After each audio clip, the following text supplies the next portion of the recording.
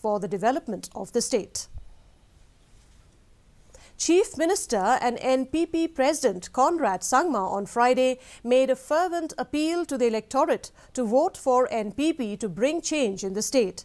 Participating in an election rally in Pynthorumkhrah, Sangma urged the people to vote for party candidate Rocky Heck, who is the nephew of five-time legislator and BJP nominee A.L. Heck.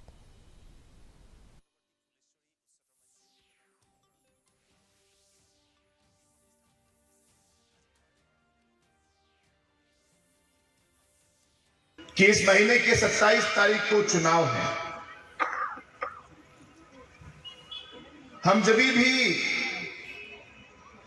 चुनाव में हम अपना vote डालते हैं तो हम सबके मन में एक मकसद, एक सोच रहती है कि हम डेवलपमेंट के लिए, बदलाव के लिए पर्सनल लेवल पर, कॉन्स्टिट्यूंसी लेवल पर डेवलपमेंट के लिए हम लोग अपना वोट देते हैं। Meanwhile, after campaigning for 2 days in Garo Hills,